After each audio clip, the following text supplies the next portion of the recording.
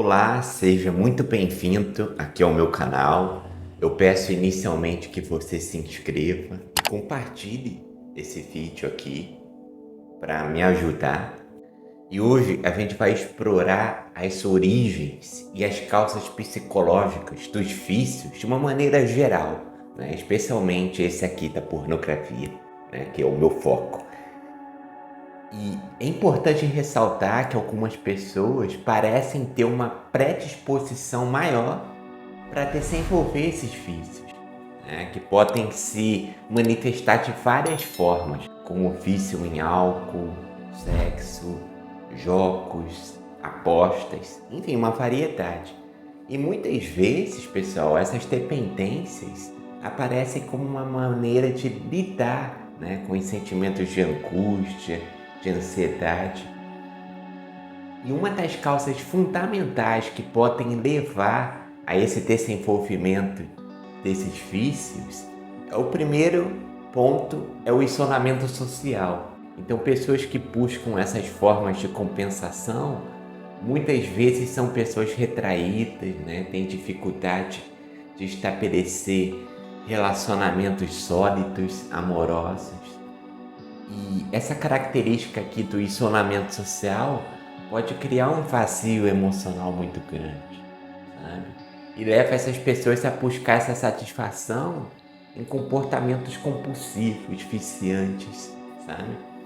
Uma outra causa muito importante que eu percebo, né, que foi explorada também por profissionais como o Dr. Van Damme, é a autocomiseração, né, a autocompaixão, que é um tipo particular de neurose que está muito presente, né, em muitos vícios. E isso desempenha um papel crucial no tratamento de qualquer tipo de dependência, seja ela química, comportamental. E para entender todo esse aspecto, né, da autocompaixão, é preciso que a gente volte lá atrás para a infância, né?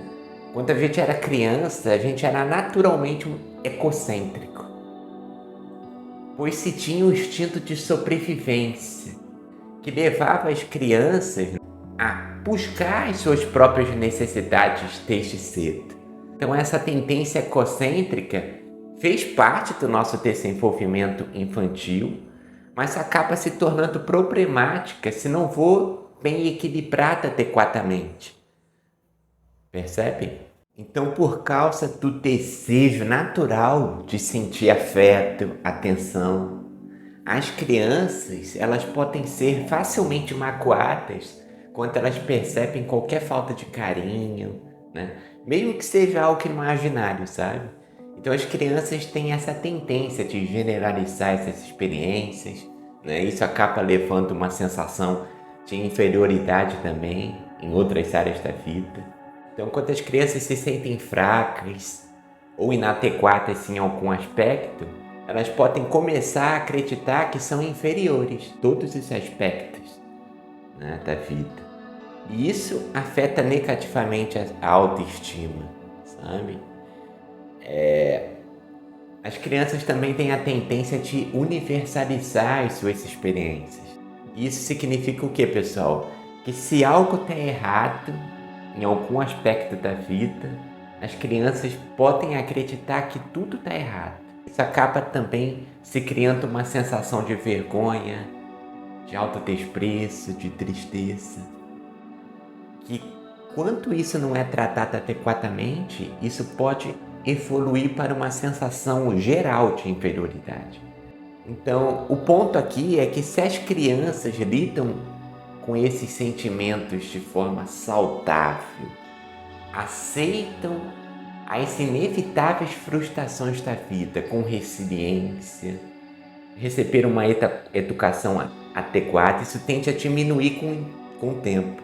No entanto, se os pais, os cuidadores não ensinaram as crianças a como lidar com esses sentimentos, não promoveram a humildade nessas crianças, a capacidade de esquecer um pouco de si mesmo, sabe? Então todos esses sentimentos de carência podem se fortalecer com o tempo, acaba se tornando algo crônico que a pessoa leva para a face adulta. Então, Quando a educação é falha, a criança cria uma resistência ainda maior a novas experiências, se torna uma pessoa rígida, autônoma. Isso também faz com que ela crie dificuldade em criar vínculos saudáveis com os outros, que a pessoa acaba se fechando no seu próprio mundinho, incapaz de lidar com as situações que não acontecem da maneira como elas gostariam, nos seus próprios desejos. Então, como resposta a esse complexo de inferioridade, e essa carência, a criança acaba desenvolvendo uma reação emocional que se torna parte essencial da sua afetividade, que é essa autocompaixão, sabe? É quando o ego reage com pensamentos do tipo: ninguém gosta de mim, eu sou uma pessoa inútil, todos vão rir de mim, e assim vai. Então, todos esses pensamentos prejudiciais podem levar a pessoa a um estado de vulnerabilidade pessoal ainda maior.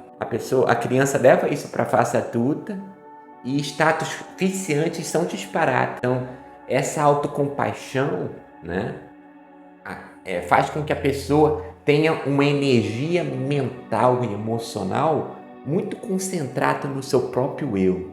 Isso pode se manifestar através de palavras de consolo em relação a si mesmo, um sentimento de raiva muito grande, ressentimento, de protesto, de revolta contra os outros. Tudo ao seu redor, as pessoas e o mundo estão tratando ele como de maneira injusta. Então, essa autocompaixão significa a pessoa se sentir mal consigo mesmo e cuidar demais de si mesmo. Isso pode parecer algo bom, aparentemente, mas não é tão saudável assim. É preciso se aprofundar nessa questão aqui, sabe? Porque baseada nas pesquisas do psiquiatra Gerald Van, que é esse doutor que eu estou trazendo aqui no vídeo, é muito importante se ater a essa autocompaixão. É importante destacar que a compaixão, na sua essência, é um sentimento nobre, todos nós seres humanos. É quando a gente consegue sentir empatia, compartilhar sentimentos com alguém que está passando por um momento difícil na sua vida. Aristóteles, um filósofo antigo, disse uma vez que a compaixão acontece quando a gente acredita que alguém está sofrendo injustamente. Então a gente sente pena e tristeza por essa pessoa, sabe? Isso é uma compaixão salutar. Agora, a autocompaixão, segundo os estudos desse terapeuta e psiquiatra Dr. Gerald Van Dien, ele estudou profundamente esse conceito e percebeu que essa autocompaixão, por sua vez, é algo que prejudica, pode causar problemas como neuroses, transtornos. Essa autocompaixão faz com que a pessoa se concentre demais em si mesma, como se fosse a única pessoa digna de pena e de amor. E isso leva ao egoísmo, uma das causas centrais também do vício. Então você pode pensar que a autocompaixão é algo que apenas pessoas mais fazem, mas na verdade isso é mais comum do que se pensa. Às vezes, quando a gente faz coisas apenas para nós mesmos, nós estamos agindo com essa autocompaixão. Então, por exemplo, uma pessoa que se vitimiza o tempo todo, uma pessoa que diz que merece ser tratado como gostaria sempre, sabe? Se sente injustiçado por tudo e por todos. Então, essa autocompaixão acaba se tornando um comportamento compulsivo também. Então, em pessoas que têm isso, há 3 características principais: o complexo de inferioridade, a permanência da criança na personalidade dela, na face adulta, e o hábito dessa autopiedade, essa sensação de injustiça, sabe? A criança interior, que é como uma versão mais nova de nós mesmos, acaba sendo mimada e cuidada exageradamente, como uma criança pequena cuidaria de um brinquedo. Então isso faz com que toda a atenção, todo o amor que a gente deveria estar dando para os outros se volte apenas para nós mesmos, sabe? Então isso acaba também criando uma frieza emocional, uma falta de empatia em nossos dias, sabe? E algumas pessoas podem falar que o amor ao próximo é apenas um mito, algo da religião, mas isso não é uma verdade. Ainda existem muitas pessoas que conseguem sentir empatia pelos outros. Isso tem a ver com espiritualidade, não com religião, sabe? E a boa notícia, pessoal, é que a gente pode se libertar dessa tirania da autocompaixão. Isso requer um esforço contínuo, né? A vontade de mudar. Isso significa negar os comportamentos egoístas, que todos temos, mas o vício potencializa isso. É algo que vai requerer esforço, coragem, humildade de reconhecer isso acontecendo. Uma técnica interessante, né, que é sugerida pelo terapeuta e psiquiatra Dr. Gerard Van, é o de exagerar a própria autocompaixão como se estivesse em uma peça de teatro. Então, por exemplo, você está esperando em uma fila, se sente injustiçado de alguma maneira. Você pode se imaginar nesse momento envelhecendo rapidamente e se lamentando de uma maneira exagerada, sabe? De modo que você perceba o quanto a autocompaixão é desnecessária. Pegue aí algum contexto da sua vida e exagere isso, para você ver que isso não é necessário, sabe? Então a autocompaixão não é algo que acontece apenas com os outros. É preciso reconhecer que eu tenho isso, que você tem isso e que o vício, nossa, explode isso na pessoa.